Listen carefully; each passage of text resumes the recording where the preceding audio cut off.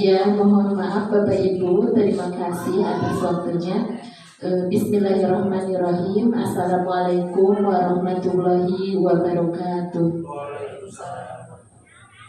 Alhamdulillahirrabbilalamin. Wa bihi nasta'inu ala umuri dunya waddin. Wa ala alihi wa sahbihi ajmain. Puji dan syukur marilah kita panjatkan kepada Allah yang Maha Ghafur.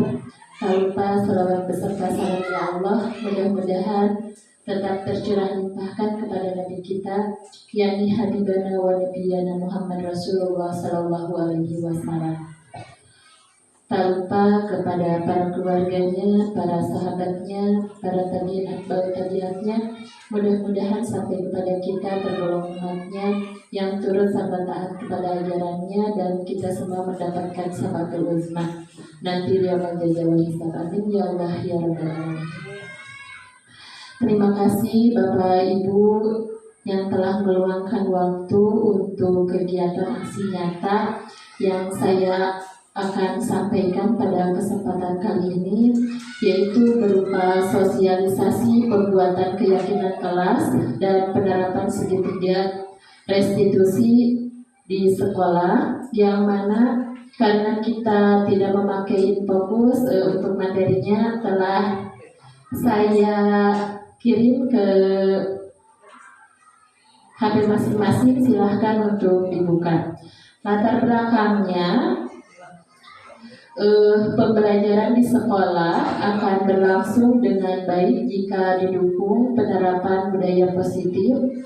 Dengan budaya positif akan terwujud pembelajaran yang berpihak kepada siswa, sehingga siswa bisa belajar dengan aman, nyaman, dan senang. Untuk mendukung terwujudnya budaya positif di sekolah, perlu adanya pembentukan keyakinan kelas dan penerapan segitiga restitusi. Nah, untuk tujuan dari sosialisasi kali ini, tujuan dari aksi nyata yang saya lakukan adalah guru bisa mendapatkan pemahaman mengenai keyakinan kelas dan segitiga restitusi, sehingga bisa diterapkan di sekolah untuk mendukung terwujudnya budaya positif di sekolah. Tolak ukurnya keberhasilan kegiatan ini adalah, yang pertama, guru bisa memahami konsep pembuatan keyakinan kelas dan penerapan segitiga restitusi. Kemudian adanya poster atau dokumen keyakinan kelas yang dipajang di setiap kelas. Kemudian yang ketiga, guru mampu menerapkan segitiga restitusi dan menangani permasalahan siswa. Jadi nanti kita akan membahas tentang keyakinan kelas dan segitiga restitusi. Untuk selanjutnya, terima kasih kepada Bapak Kepala Sekolah yang telah memberikan izin untuk saya melakukan kegiatan aksi nyata kali ini. Kemudian terima kasih juga kepada Bapak Ibu Guru yang telah meluangkan waktunya untuk mengikuti kegiatan sosialisasi kali ini. Adapun yang sekarang saya akan bahas pada kesempatan ini, yaitu tentang pentingnya keyakinan kelas dan segitiga restitusi di sekolah. Jadi membangun keyakinan kelas dan menerapkan segitiga restitusi di sekolah dapat menciptakan lingkungan belajar yang positif dan mendukung perkembangan siswa secara holistik. Kemudian pendekatan ini memperkuat hubungan antara guru, siswa, dan orang tua, serta memfasilitasi penyelesaian konflik secara konstruktif. Nah, sekarang kita akan membahas apa sih definisi dari keyakinan kelas dan segitiga restitusi. Nah, keyakinan kelas adalah kesepakatan bersama mengenai nilai, norma, dan harapan yang mendukung terciptanya lingkungan belajar yang positif dan produktif. Jadi upami bahasa kurang nama keyakinan kelasnya peraturan yang harus dibuat di setiap kelas. Kemudian Eh, yang kedua, segitiga restitusi. Apa yang dimaksud dengan segitiga restitusi? Yaitu pendekatan penyelesaian konflik yang melibatkan pelaku, korban, dan komunitas untuk mencapai solusi yang adil dan memulihkan hubungan. Nah, tujuan pembuatan keyakinan kelas dan penerapan segitiga restitusi. Yang pertama, tujuan keyakinan kelas. Yang pertama, untuk membangun komunitas kelas yang saling menghargai, mengembangkan tanggung jawab, dan meningkatkan motivasi belajar siswa. Kemudian, tujuan dari segitiga restitusi adalah untuk menyelesaikan konflik dengan cara yang konstruktif, memulihkan hubungan, dan mendorong pertanggungjawaban serta empati. Nah, langkah-langkah untuk pembuatan keyakinan kelas. Yang pertama, diskusi di kelas. Jadi Bapak Ibu di setiap kelas harus berdiskusi dengan anak-anak untuk menentukan keyakinan kelas. Mengajak siswa untuk berdiskusi dan menyampaikan nilai, norma, serta harapan bersama dalam kelas. Kemudian langkah kedua, setelah berdiskusi mendokumentasikan keyakinan kelas dalam bentuk poster, kontrak, atau lembar kesepakatan. Jadi setelah berdiskusi apa saja keyakinan kelas di kelas tersebut, atau sering kita disebutkan dengan peraturan kelas. Setelah disepakati peraturan kelas, contohnya masuk tepat waktu, pulang tepat waktu, ditulis, tidak boleh berbicara kasar, ditulis langsung didokumentasikan. Kemudian setelah selesai kesepakatan kelas, telah didokumentasikan, komitmen bersama dipajang di kelas. Meminta seluruh anggota kelas untuk berkomitmen. Jadi seluruh kelas untuk berkomitmen dan mematuhi kesepakatan yang telah dibuat. Kemudian jadi nanti ketika ada anak yang melanggar tentang keyakinan kelas, bisa kesananya ada penerapan segitiga restitusi. Nah, untuk penerapan segitiga restitusi di sekolah, yang pertama kita harus, ketika ada anak yang bermasalah, ketika ada anak yang terlambat masuk sekolah, atau ketika belajar bermain-main, ketika belajar bercanda, ketika belajar mengganggu orang lain, ketika ada anak yang membuli yang lain, nah, kita sebagai guru harus menerapkan segitiga restitusi di sekolah. Jadi langkah untuk menerapkan segitiga restitusi, yang pertama kita harus mengidentifikasi masalah. Mengidentifikasi masalah atau pelanggaran yang terjadi di sekolah. Kemudian langkah kedua, pertemuan restitusi, mengadakan pertemuan yang melibatkan pelaku, korban, dan pihak terkait untuk mencari solusi yang adil. Dan langkah yang ketiga, rencana tindak lanjut. Nah, setelah ada yang terjadi kejadian sesuatu, kita identifikasi masalahnya apa, panggil anak-anaknya, pelakunya, kemudian korbannya, kemudian langkah yang ketiga, rencana tindak lanjut. Menyusun rencana tindak lanjut dan memastikan pelaksanaannya untuk memulihkan hubungan. Nah, untuk peran guru, siswa, dan orang tua dalam kegiatan kali ini, peran guru adalah sebagai fasilitator, teladan, dan pembina dalam implementasi keyakinan kelas dan segitiga restitusi. Kemudian Siswa berpartisipasi aktif, mematuhi kesepakatan, dan terlibat dalam proses penyelesaian konflik. Dan yang ketiga, peran orang tua, yaitu untuk mendukung bekerja sama dengan pihak sekolah dalam penguatan keyakinan kelas dan segitiga restitusi. Nah, apa manfaat dari pembuatan keyakinan kelas dan penerapan segitiga restitusi? Untuk lingkungan belajar positif, menciptakan suasana kelas yang kondusif, kemudian aman dan mendukung perkembangan siswa. Kemudian pembentukan karakter. Untuk pembentukan karakter, mengembangkan nilai-nilai seperti tanggung jawab, empati, dan kepedulian siswa. Kemudian manfaat dari segitiga restitusi, yang pertama untuk menyelesaikan konflik konstruktif, memfasilitasi penyelesaian konflik secara adil, dan memulihkan hubungan antara pihak.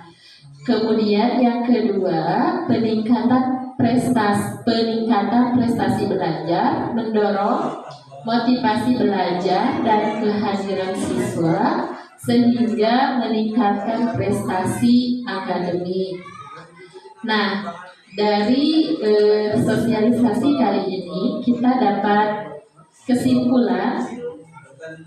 Jadi pembuatan keyakinan kelas dan penerapan segitiga restitusi di sekolah merupakan pendekatan yang efektif untuk menciptakan lingkungan belajar yang positif dan mendukung perkembangan siswa secara utuh.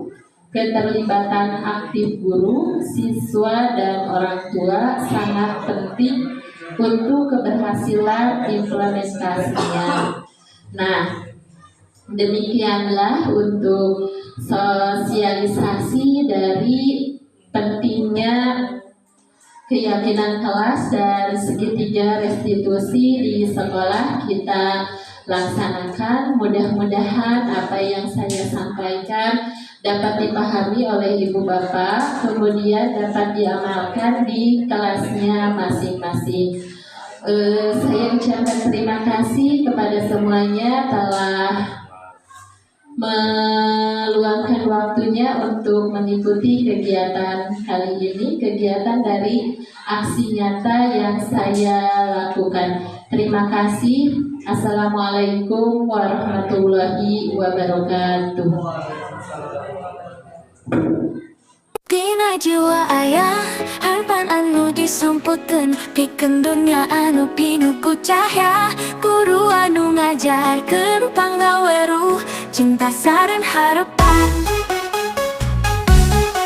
Guru penggerak, terus babakti, numpang lengkah, nyaangan jalan. Dibarengan ku panggaweruh, urang ngawujudkeun impian jeung cita-cita. Angkatan 11 Bengras, caang terus ngaangan.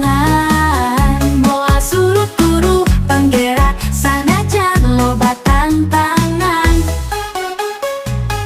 Kalayang pangaweruh jadi pituduh, kudu hiber pikeun ngahontol bentang. Sauyunan diajar babarengan, panganter pangwujudan.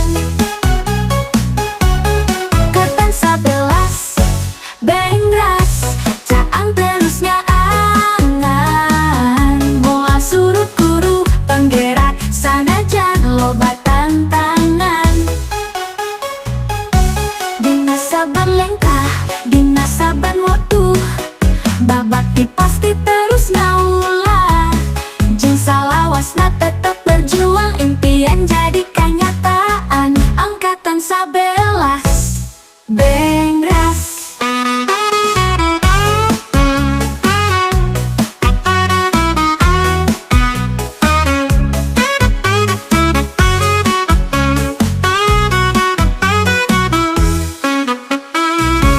Angkatan 11 Bengras, caang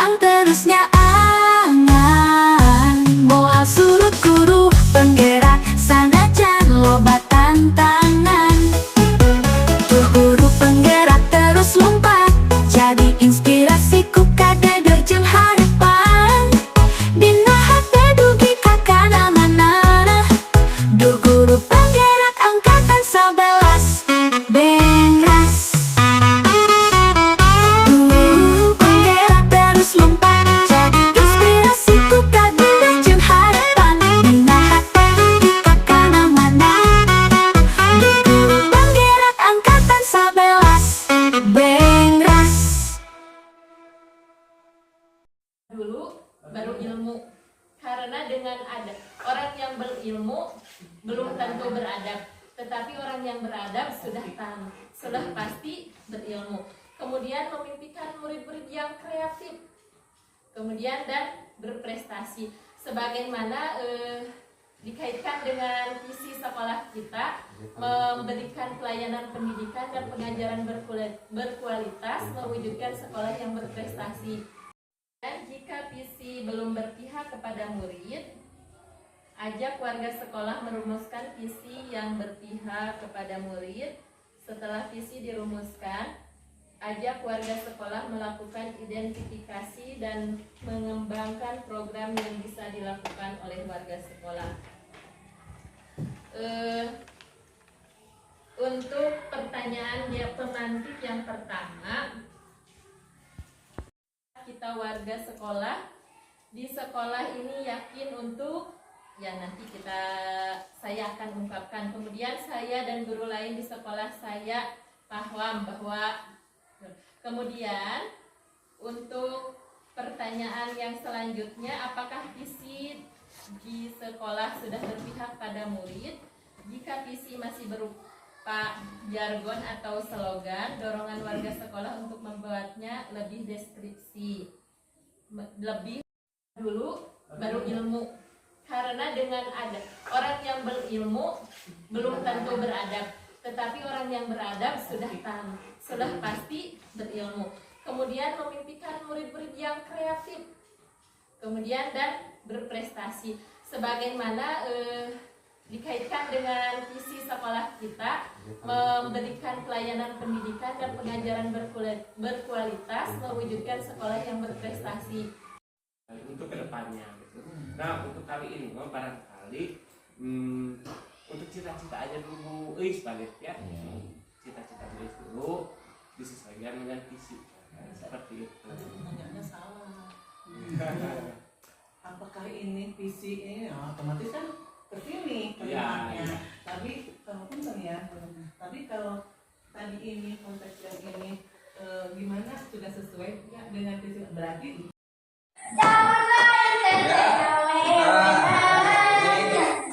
belajar, kita akan lanjutkan ke materi tentang melakukan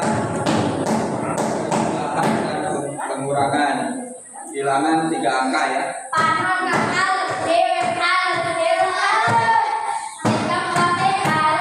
Oh, ada yang berisik ya, mengganggu ya. Coba Bapak lihat dulu ya. Siapa yang ganggu di sini? Nanti dilaporin sama Bu Is.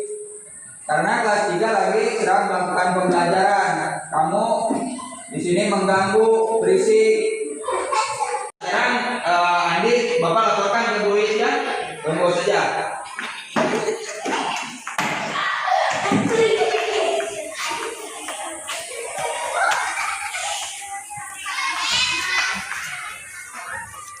Bu Is, ini ada siswa di kelas sebelah mengganggu pembelajaran kelas 3.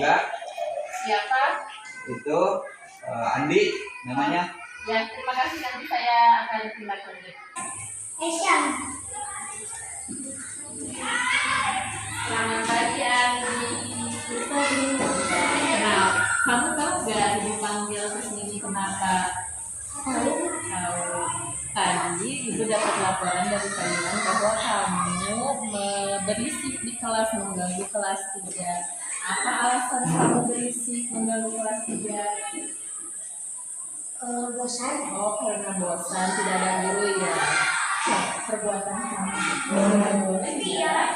Nanti kamu tidak boleh mengulangi karena mengganggu kelas 3 yang sedang belajar. Sekarang kamu bisa lakukan kelas 3. Jangan ulangi lagi perbuatan kamu. Ya. Assalamualaikum.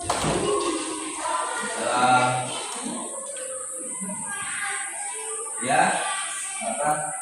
Minta maaf.